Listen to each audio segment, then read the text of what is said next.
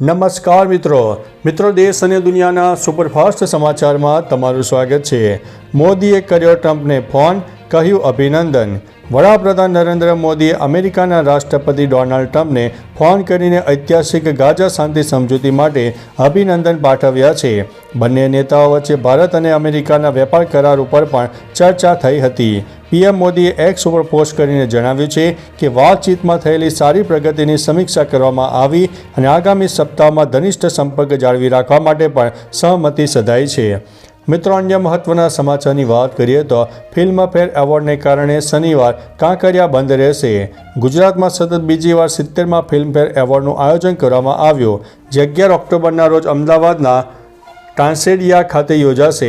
આ એવોર્ડ સમારોહમાં VIP movement અને સંભવિત ટ્રાફિકની સમસ્યાને કારણે કાંકરિયા તળાવને સહેલાણીઓ માટે બંધ રાખવાનો નિર્ણય લેવાયો છે। કાંકરિયામાં આવેલા કિડ્સ સિટી, પ્રાણી સંગ્રહાલય અને નગીનાવાડી સહિતના તમામ પ્રવૃત્તિઓ તે દિવસે બંધ રહેશે। મિત્રો, અન્ય મહત્વના સમાચારની વાત કરીએ તો ભાવનગરમાં નકલી ઘી બનાવવાનું કારખાનું ઝડપાયું છે। ભાવનગરના ભગા તળાવ વિસ્તારમાં એસઓજી અને ફૂડ વિભાગે સંયુક્ત દરોડા પાડીને નકલી ઘી બનાવવાનું ગુપ્ત કારખાનું પકડી પાડ્યું છે। દરોડામાં અધિકારીઓએ સ્થળ ઉપરથી આશરે 210 કિલોગ્રામ શંકાસ્પદ ઘી, જેની બજાર કિંમત 1.37 લાખ છે, તેના 14 ડબ્બા સીઝ કરવામાં આવ્યા છે। આ ઘીના સેમ્પલ પૃથ્થકરણ માટે લેબોરેટરીમાં મોકલવામાં આવ્યા છે। રિપોર્ટ આવ્યા બાદ આરોગ્ય સાથે ચેડા કરનાર વિરુદ્ધ કાયદેસરની કાર્યવાહી હાથ ધરાશે। મિત્રો, અન્ય મહત્વના સમાચારની વાત કરીએ તો જામનગરમાં 70 કરોડનું આઈટીસી કૌભાંડ, 21 પેઢીમાં દરોડા। જામનગરમાં જીએસટી વિભાગે 6 દિવસ સુધી ચાલેલા મેગા સર્ચ ઓપરેશનમાં 70 કરોડથી વધુના આઈટીસી કૌભાંડનો પર્દાફાશ કર્યો છે। કુલ 21 પેઢીઓ દ્વારા 400 કરોડના બોગસ બિલિંગ વ્યવહારો થયા હોવાનું ખુલ્યું છે। કૌભાંડના મુખ્ય સૂત્રધાર ગણાતા સીએ અલ્કેશ પેટલિયા સામે પોલીસ ફરિયાદ નોંધવામાં આવી છે। જોકે દરોડાની કાર્યવાહી શરૂ થાય તે પહેલાં જ સીએ અલ્કેશ ભૂગર્ભમાં ઉતરી ગયો છે। મિત્રો, અન્ય મહત્વના સમાચારની વાત કરીએ તો ભારતની આ વસ્તુનો દુનિયામાં ડંકો। ભારત ડિજિટલ પેમેન્ટની દુનિયામાં દરરોજ નવી ઊંચાઈઓ સર કરી રહ્યું છે। યુપીઆઈ આનું એક ઉત્તમ ઉદાહરણ છે, જેણે માત્ર ભારતમાં જ નહીં પરંતુ અન્ય દેશોમાં પણ પોતાની હાજરી સાબિત કરી છે। 2025 સુધીમાં UPI Bhutan, France, Mauritius, Nepal, Qatar, Singapore, Sri Lanka અને યુએઈમાં સંપૂર્ણપણે સ્વીકારવામાં આવશે। વધુમાં સાયપ્રસ, ઓમાન, મલેશિયા, યુકે જેવા દેશો યુપીઆઈ લાગુ કરવાની અથવા આંશિક રીતે લાગુ કરવાની પ્રક્રિયામાં જોડાશે। મિત્રો, અન્ય મહત્વના સમાચારની વાત કરીએ તો કમલમનો વેરો બાકી, કોંગ્રેસનો આક્ષેપ। રાજકોટ કોંગ્રેસે મહાનગરપાલિકા પર ભાજપના કમલમ કાર્યાલયના છેલ્લા 2 વર્ષથી વેરો ન વસૂલવાનો આક્ષેપ કર્યો છે। કોંગ્રેસે ધમકી આપી છે કે જો આરએમસી સામાન્ય લોકોની જેમ કમલમ સામે કાર્યવાહી નહીં કરે તો તેઓ કમિશનરની ઓફિસમાં ઢોલ વગાડશે। જોકે નાયબ મ્યુનિસિપલ કમિશનર ચેતન નંદાણીએ સ્પષ્ટતા કરી છે કે કમલમ બિલ્ડિંગને હજુ 1.25 વર્ષ થયું છે અને તેની વેરા આકારણીની પ્રક્રિયા ચાલુ છે। મિત્રો, અન્ય મહત્વના સમાચારની વાત કરીએ તો જૈશ એ મોહમ્મદે બનાવી મહિલા આતંકી યુનિટ।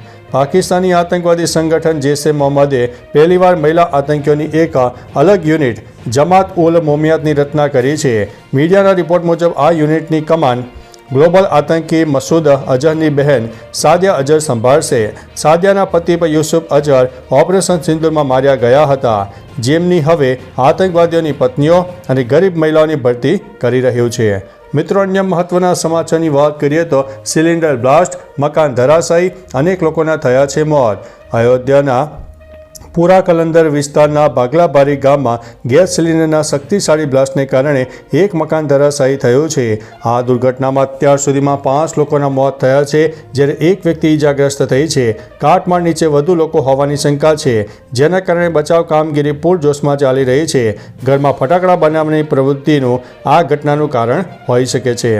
મિત્રો, અન્ય મહત્વના સમાચારની વાત કરીએ તો ચૂંટણી પંચે કહ્યું દેશભરમાં એસઆઈઆર થશે, રાજકીય પક્ષો ભ્રમિત કરે છે। સુપ્રીમ કોર્ટમાં ચૂંટણી પંચે કહ્યું છે કે દેશભરમાં સ્પેશિયલ ઇન્સેન્ટિવ રિવિઝન કરાવાશે। પંચે રાજકીય પક્ષોના આરોપોને ખોટા અને ભ્રામક ગણાવ્યા છે કે મતદાર યાદીમાં નામો મનસ્વી રીતે દૂર કરાયા છે. પંચે સ્પષ્ટતા કરી છે કે નામો દૂર કરવાની પ્રક્રિયા યોગ્ય ચકાસણી દ્વારા થઈ છે. પંચે દાવો કર્યો છે કે નામ દૂર કરાયા હોવા છતાં કોઈ પણ મતદારે તેની સામે ફરિયાદ નોંધાવી નથી. મિત્રો, અન્ય મહત્વના સમાચારની વાત કરીએ તો વડોદરામાં ધોરણ 9 અને 11ના વિદ્યાર્થીઓ વચ્ચે જાહેરમાં મારામારી. વડોદરાની લિટલ ફ્લાવર સ્કૂલમાં ધોરણ 9 અને 11ના વિદ્યાર્થીઓ વચ્ચે ગાળો બોલવા જેવી સામાન્ય બાબતે ગંભીર મારામારી થઈ. આ બાબતમાં એક વિદ્યાર્થિનીને પણ ઈજા પહોંચી છે. ધોરણ 11ના એક વિદ્યાર્થી પર 10 જેટલા વિદ્યાર્થીઓએ હુમલો કર્યાનો આક્ષેપ છે. શાળાના કૌભાંડમાં થયેલી આ ઘટનાએ સુરક્ષા અને શિસ્ત સામે સવાલો ઊભા કર્યા છે. બનાવ અંગે પોલીસે તપાસ હાથ ધરી છે. મિત્રો, અન્ય મહત્વના સમાચારની વાત કરીએ તો મોટી હેડલાઇન્સ ઉપર નજર નાખીએ. આજે જમ્મુ અને કાશ્મીરનો રાજ્યનો દરજ્જો આપવા માટેની અરજીઓ ઉપર સુપ્રીમ કોર્ટમાં સુનાવણી થશે. પીએમ મોદીએ ગાઝા શાંતિ કરાર પર ટ્રમ્પ અને નેતન્યાહુને અભિનંદન આપ્યા. દિલ્હીમાં કફ સિરપ અને ફટાકડા પર પ્રતિબંધ અંગે સુપ્રીમ કોર્ટ આજે સુનાવણી કરશે. આઈસીસી મહિલા ક્રિકેટ વર્લ્ડ કપમાં દક્ષિણ આફ્રિકાએ ભારતને 3 વિકેટથી હરાવ્યું છે. મિત્રો, અન્ય મહત્વના સમાચારની વાત કરીએ તો રોમાંચક મેચમાં ભારતનો પરાજય.